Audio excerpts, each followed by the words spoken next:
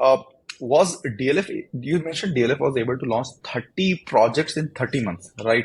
Was there enough demand during the COVID phase? Was there demand for housing societies, housing complexes, all of that during the COVID phase?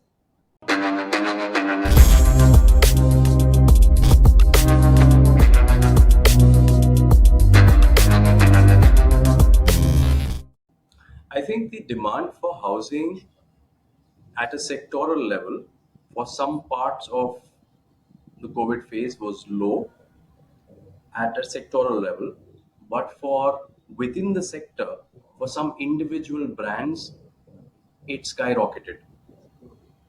So when people were threatened about their livelihoods and whether they will have a job tomorrow, Mhm. everybody wanted to save money, right?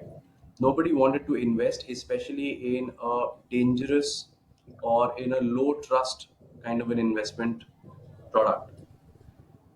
Brands like DLF actually benefited tremendously because we had a very, very strong equity with customers, unlike a lot of other brands in the real estate space. We were not the only ones, there were a couple of others as well, but most of the sector was actually challenged. So, from a Hmm. brand point of view, a brand like DLF, which had proven itself and delivered on its promises and had a glorious legacy, obviously did much better than a whole lot of other real estate brands. Second, in COVID, what also happened was to a certain set of people, they realized that we don't know if something like this is going to keep happening over and over again. If it does, and if all of us need to continue to work out of homes, then we need to spend a little extra and maybe indulge in slightly larger living Hmm. spaces. Because if this happens again, then every nook and corner of the house is being utilized by somebody to work out of home. You know, Hmm.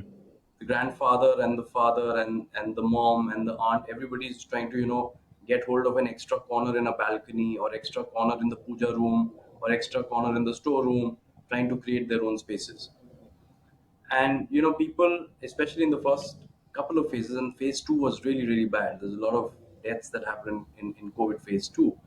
People realize that in such a fatalistic kind of an environment, instead of making our monies just lie in fixed deposits, why don't we use that money to buy for ourselves a little bit more of happy living space? And therefore that gave a fillip to real estate in certain categories as a second point. The third point, and I think the most critical fundamental point where uh, DLF outran all other brands and competitors, outscored all other brands and competitors, was that in our condominiums, we were providing exemplary services to our house owners, tenants, people who were staying with us, making them available as many conveniences as much as possible, while the rest of the world outside our gates was in a complete state of lockdown. So we did Hmm. tie-ups with various grocery providers, and now it seems like a distant past. But please don't forget, in the first COVID, people didn't know whether they will get their bread, milk, eggs, or not. Hmm.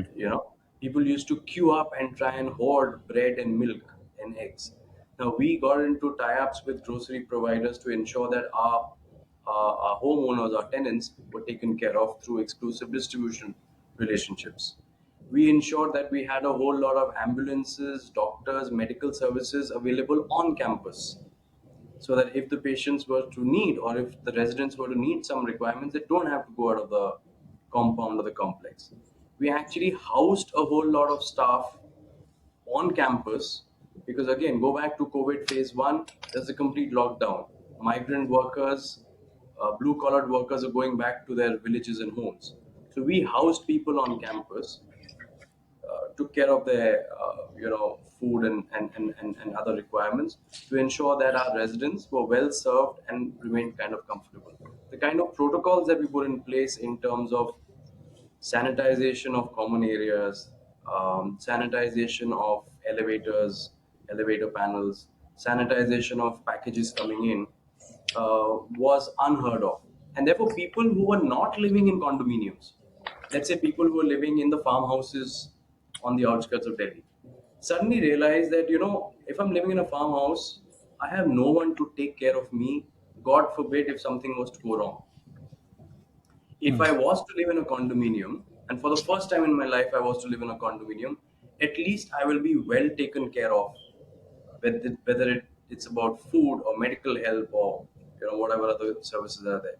So that phase also saw a lot of first time condominium buyers coming into the residential real estate segment as well. And DLF, with its very robust portfolio of luxury and super luxury products, obviously attracted the bulk of those kind of movements that were happening in the sector.